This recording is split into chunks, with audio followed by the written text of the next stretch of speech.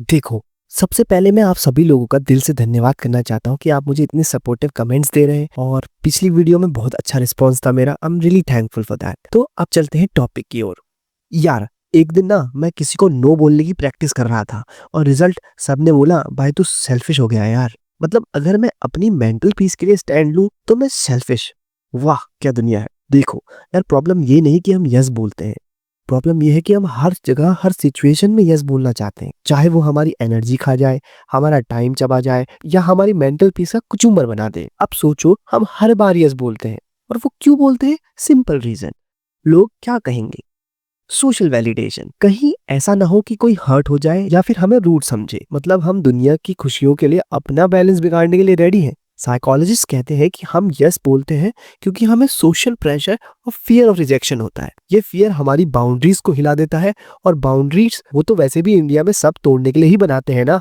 सही कह रहा हूँ ना मैं? देखो, जब आप बार बार यस बोलते हो ना तो दो चीजें होती हैं। एक, आप बर्नआउट फील करोगे, मतलब फिजिकल और मेंटल एग्जॉशन पूरा limitless. Number two, loss of self worth. क्या आपको पता है कि जब आप दूसरों के लिए जीते हो तो धीरे धीरे आप अपनी ही नजरों में अपनी सेल्फ वैल्यू कम करने लग जाते हो? कभी सोच के देखना। स्टडीज कहती हैं कि लगातार दूसरों की एक्सपेक्टेशंस पर खरा उतरने की कोशिश करने से आपकी एंग्जाइटी बढ़ती है और धीरे धीरे आप पीपल प्लीजिंग मोड में फंसते चले जाते हैं और रिजल्ट, आप मेंटली और इमोशनली ड्रेन्ड हो जाते हैं। कभी किसी दिन किसी को ना कह के तो देखो एक बार। और एक इंटरेस्टिंग फैक्ट और बताता हूँ, जब आप हर बार हाँ बोलने लगते हो ना तो लोग आपकी बाउंड्रीज को सीरियस ही नहीं लेते। मतलब आप खुद के लिए एक ऑप्शन 2 बन जाते हो, हमेशा अवेलेबल, हमेशा यस।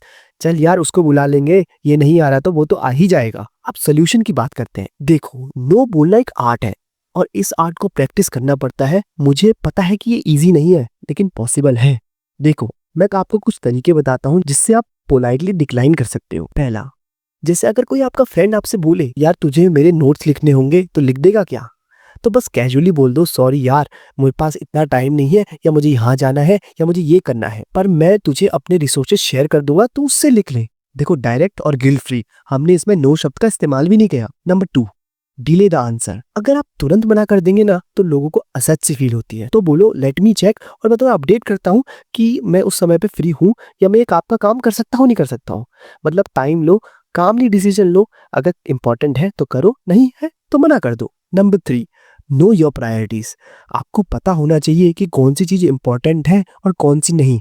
अगर आप अपनी प्रायोरिटीज को नहीं सॉर्टेड करेंगे तो यस नो कब बोलना है आप कभी डिसाइड नहीं कर पाओगे। देखो, नो बोलना मतलब रूड होना नहीं होता है। इसका मतलब है कि आप अपनी मेंटल पीस, अपनी सेल्फ रिस्पेक्ट और अपनी सेल्फ इमेज को प्रायोरिटी दे रहे हो। और सबसे बड़ी बात, आप जब बाउंड्री सेट करते हो तो लोग आपकी वैल्यू करना सीखते हैं। स्टडीज कहती हैं कि जो लोग अपने लिए नो बोलना सीख लेते हैं उनकी प्रोडक्टिविटी और हैप्पीनेस दोनों बढ़ जाती हैं। और सबसे ज्यादा जरूरी चीज, आप खुद से ज्यादा कनेक्टेड फील करते हो।